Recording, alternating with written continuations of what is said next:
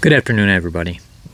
Today I wanted to talk a little bit more about health. So I want to tell you, I told you that I'd been given a year to live and I had AS and what all happened there. What I really want to do is try to make it so that it makes sense. I've been fighting this for probably 30 years, health, just roller coastering of dealing with pain,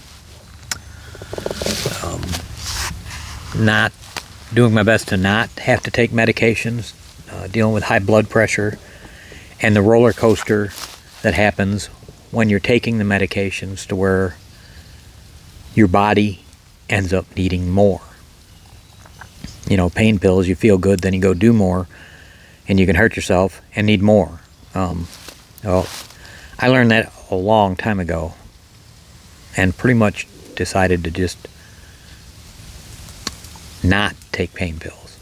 Basically, I think if you can build an immunity to the pain pills,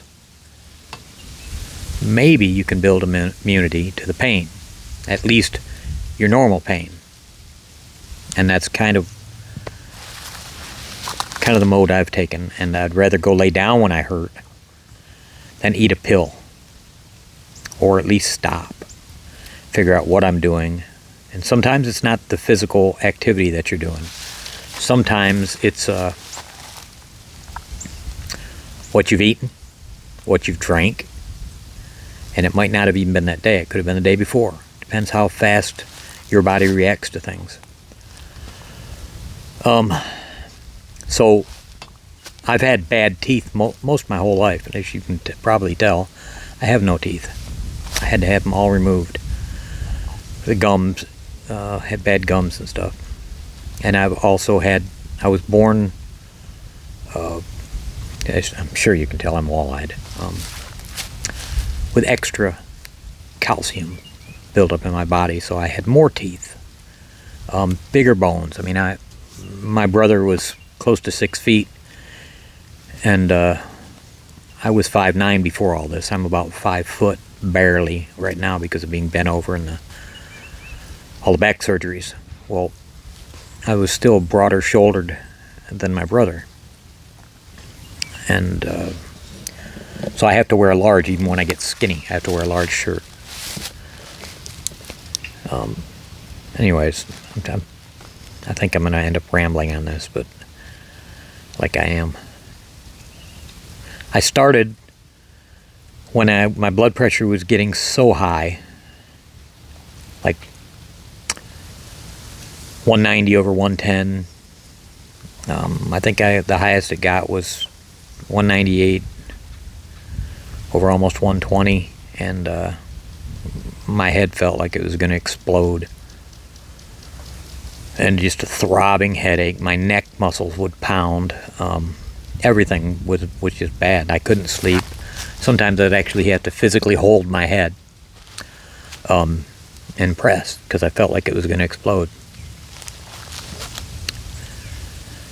And the medicine, I was taking so many blood pressure pills because one wouldn't do it, then they'd up it, and then they'd up it.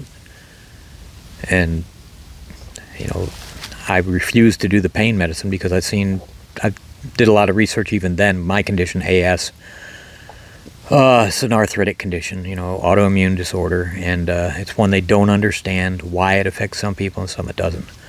But in reality, it's just another frickin' thing. It has to do with pain. It has to do with muscles, tendons, arthritis, connective tissue. It gets thick, and it feels like you're grinding. I would call it walking rigor mortis when I was trying to explain it to my doctors. The farther I'd walk, the harder it was for me to walk. Just the movement of the legs would feel like the bones were grinding. It was bad. So, you know, I had to fight what felt like an everyday nonstop battle with that. And I'd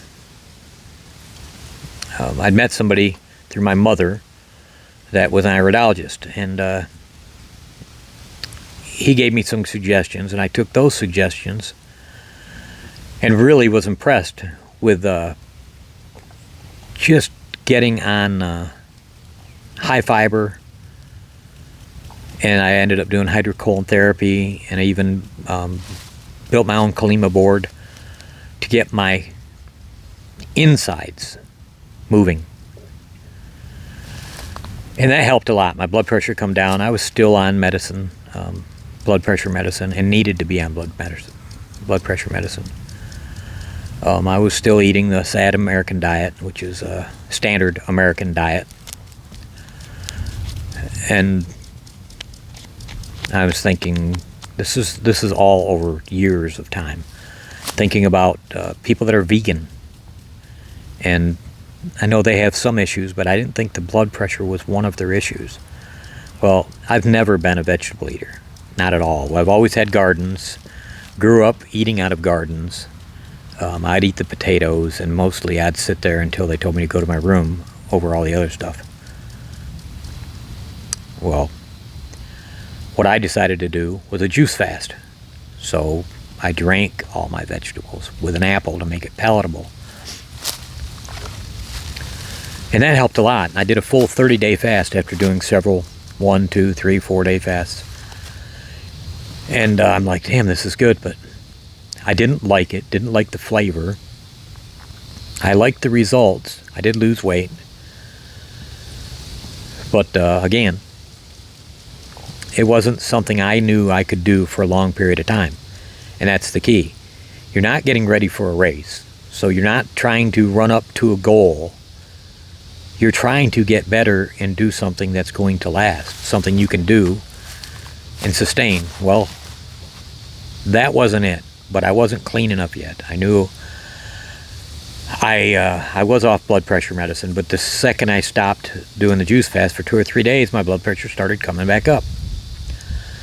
Well, the next thing to do is a water fast, so I started researching that. I studied it. I talked to several doctors in California, and around the country, and I can't remember the island, but one island that might have been Puerto Rico, that they do fast. It's a fasting retreat, and not just a juice fast or a coconut fast, but a water fast, pure water fast. And they monitor your urine to make sure you're peeing enough for what you're consuming, and they monitor your blood pressure. They do blood work there. Well, that was a very expensive endeavor, and I said, I cannot afford that. I'm disabled and on a fixed income, and just couldn't do it. So I just kept studying and decided, well, I'll just try it myself. Then I did a 1-day water fast, nothing but water. Then I did a 2, 3, several 3 days, and then I did a 12-day. And I'm like, this is not too bad. Once you get past the mental part, you start to recognize 40 days and 40 nights walking in a desert. It's mental. You make a decision.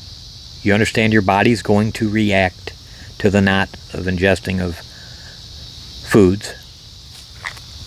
And then it goes into a storage mode. It starts eating the storage, which is fat that we all carry around. Well, once you understand that, it makes it a lot easier.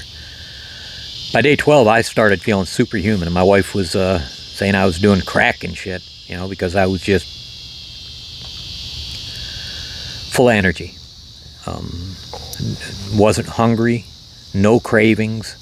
I was cooking her breakfast. I would make her bacon and eggs and make her hamburgers and whatever she wanted, I'd cook, because she was working at the time.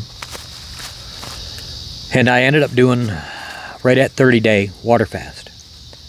And you quit when you get hungry and when you start recognizing the weakness. I was getting weak,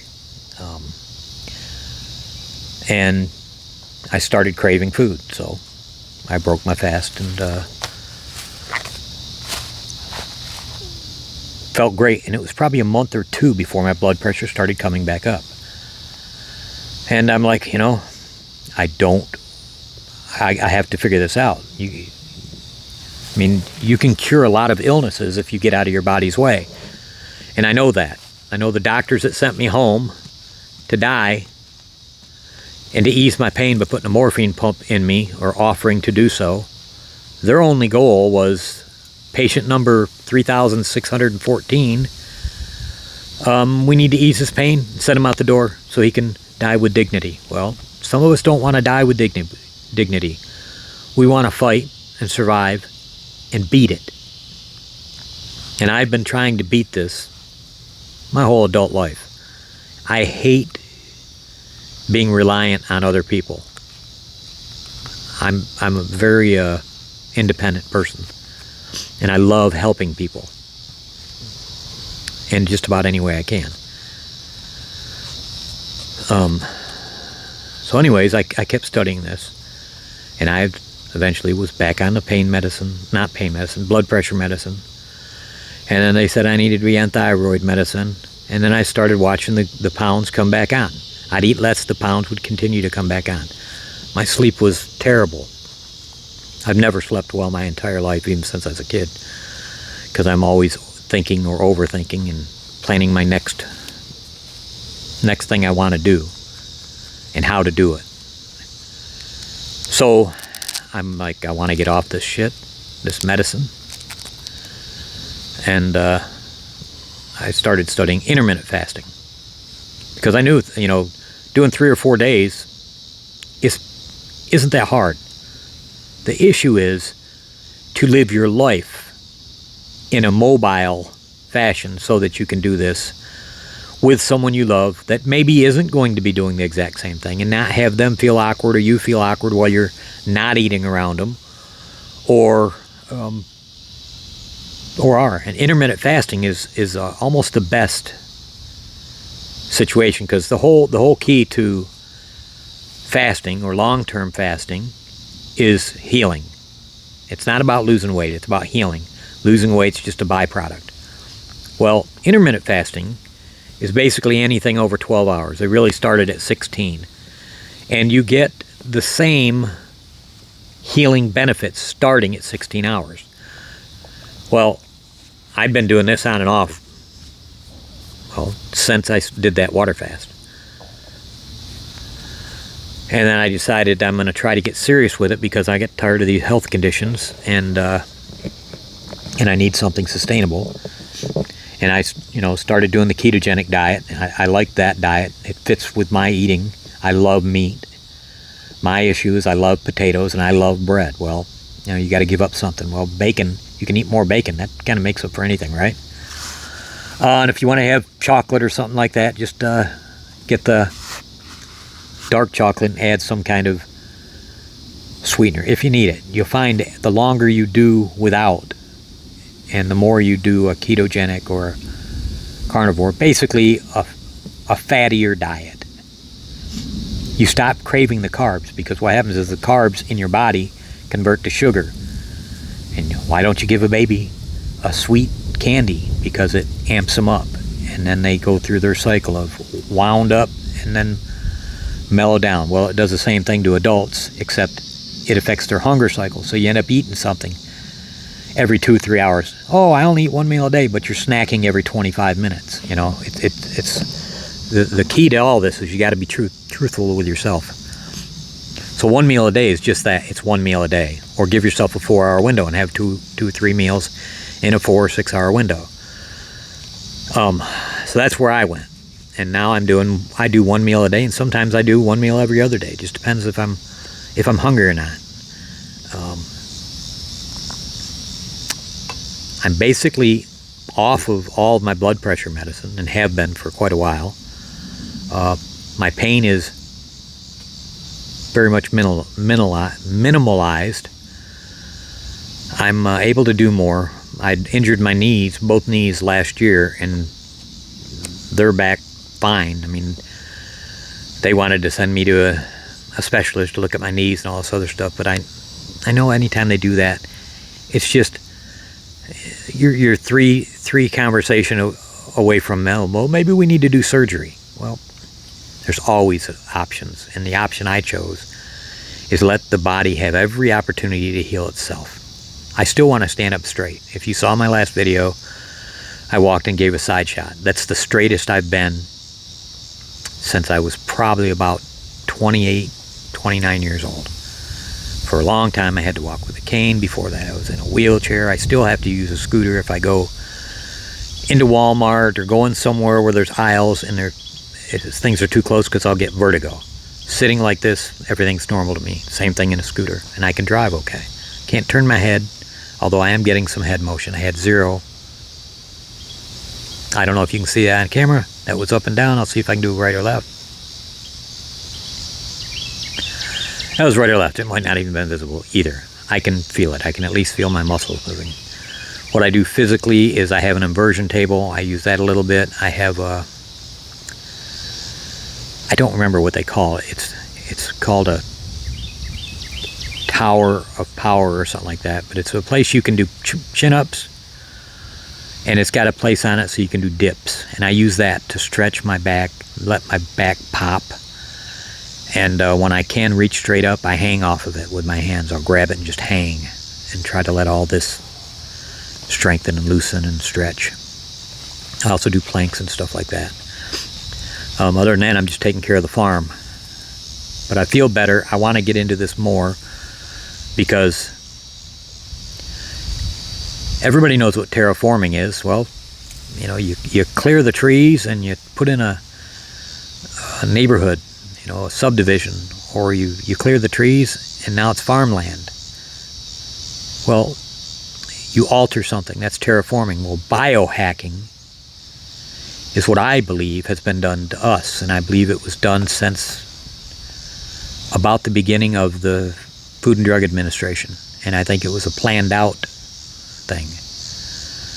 And it had to be somebody that understood human anatomy, what we can function on, and food, because it's been done in a genius way, so that it's been done to the human race right under our noses. That's what I want to talk about next time. I'm going to leave it here. Thanks for watching. Like, share, comment if you must, or if you want to, sorry. Thank you. Bye-bye.